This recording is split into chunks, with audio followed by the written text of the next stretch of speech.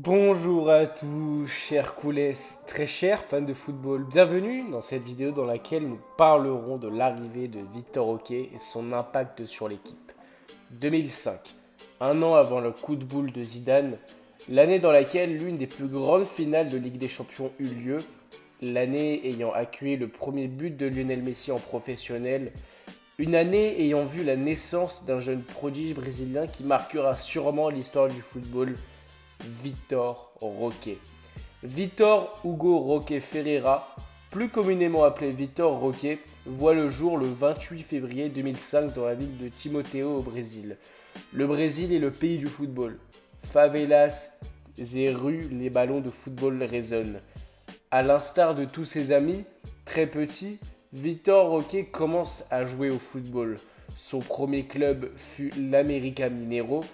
Il rejoint le Cruzeiro FC à 16 ans et il signe son premier contrat professionnel dans ce club le 25 mai 2021. Dû à des qualités footballistiques et athlétiques au-dessus de la moyenne, il tape dans l'œil des dirigeants de l'Atlético Paranaense et décide de le recruter donc le 12 avril 2022. Il y fait de très bonnes prestations là-bas, il attise les convoitises donc des plus grands clubs européens, mais ce dernier a toujours rêvé du Barça.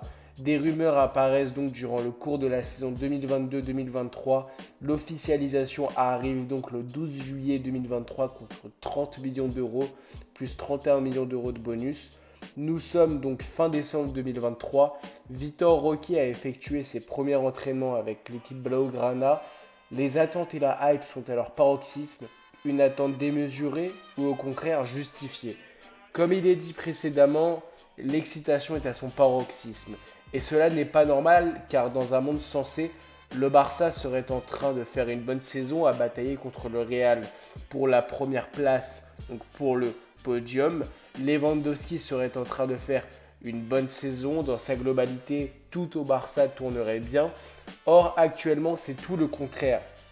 Victor Roque arrive avec l'étiquette de sauveur de l'équipe.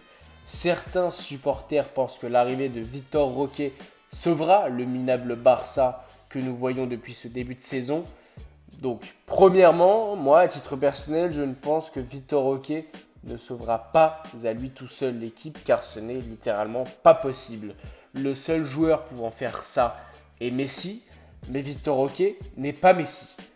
Victor Roque n'a que 18 ans et il est mauvais de mettre autant de responsabilités sur un jeune de 18 ans. Il est primordial de lui laisser le temps d'apprendre. Il arrive dans un climat très hostile, étant Barcelone, sa carrière peut s'éteindre du jour au lendemain s'il est mal géré. Je prends par exemple l'exemple de Boyan. Ce joueur était un phénomène, mais dû à une surexposition médiatique, son mental a flanché et sa carrière avec. C'est la seule crainte que j'ai à titre personnel avec Victor Roque. Laissons-lui le temps d'apprendre. N'oublions pas que ce dernier, depuis petit, ne connaît que le Brésil, uniquement le Brésil et n'a jamais joué dans un quelconque autre pays. Il faut lui laisser le temps de s'acclimater.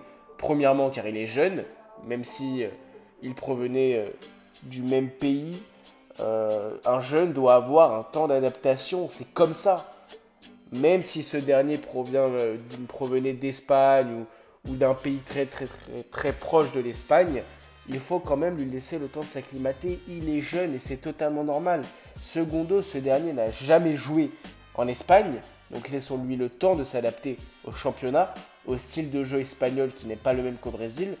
Mais au-delà du style de jeu du championnat, parlons du système de jeu du Barça. Déjà qu'à la base, la façon de jouer du Barça, le football total, n'est pas assuré que tous les joueurs s'y trouvent parfaitement. Raison de plus pour laisser 6 mois, voire 1 an à Vitor Roque afin qu'il s'adapte complètement. Car on le rappelle que donc l'Atlético Paranaense n'est pas une équipe qui joue la possession, c'est une équipe un petit peu à la Cholo Simeone qui mise tout sur les contre-attaques et la possession c'est pas trop leur point fort. Donc il faut vraiment laisser Victor Roque, il faut laisser le temps à Victor Roque pour s'acclimater à ce jeu donc de possession. Donc récapitulons. Victor Roque arrive au Barça. Il ne changera sûrement pas toute l'équipe à lui tout seul, mais il apportera cependant certaines choses, sinon aucun intérêt de l'avoir pris. La première qualité flagrante que, à titre personnel, j'ai repérée sur le Brésilien est son côté athlétique. Il est hyper solide sur ses appuis, il a faim, il a un cardio de folie. Et je pense sincèrement qu'il est l'un des plus gros poumons du Barça. Il presse, il court partout, techniquement parlant, ce joueur est un vrai virtuose avec le ballon. Si vous m'aviez dit que ce dernier était un milieu, j'y aurais cru, car franchement, je l'ai vu dans certains matchs.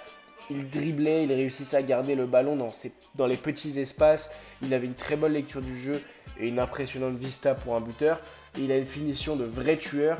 Donc après avoir énoncé ses qualités, posons-nous la question, en quoi réellement ces qualités seront-elles bénéfiques pour l'équipe du Barça? Premièrement, ça sera un vrai contraste avec Lewandowski. Il apportera toutes les qualités que Lewandowski n'a pas, telles que physiquement parlant ou bien même techniquement parlant. Lewandowski, avec l'âge, a perdu de toute sa splendeur et cela se ressent énormément sur ce début de saison. Alors que faire? Mettre Roquet directement titulaire? Eh bien la réponse est sans surprise, c'est un non catégorique. Roquet ne doit pas être lancé dans le grand bain petit à petit et doit prendre ses marques. Or, si durant la saison les performances de Lewandowski sont vraiment médiocres et au contraire celles de Roquet sont excellentes, alors là oui, effectivement, il faudrait songer à mettre Vitor Roquet définitivement titulaire à la place du Polonais. Durant le premier mois de Vitor Roquet à Barcelone, je pense que Xavi le fera jouer quelques bouts de match par-ci par-là et il le fera jouer aussi les matchs de Coupe du Roi qui arrivent très très vite. Puis nous verrons comment se déroulera la suite des événements, mais je pense qu'à titre personnel, sur le temps, dans le cours de la saison, Vitor Roquet remplacera Lewandowski car je ne vois pas Lewandowski se relever. Sur ce, chers coulés, n'hésitez pas à me donner vos ressentis dans les commentaires. Si selon vous, vous mettriez Roquet directement titulaire ou non, et selon vous, qu'apportera-t-il concrètement à l'équipe? Sur ce, n'hésitez pas à vous abonner si le contenu vous plaît, à liker et à commenter, à partager bien sûr. À très bientôt.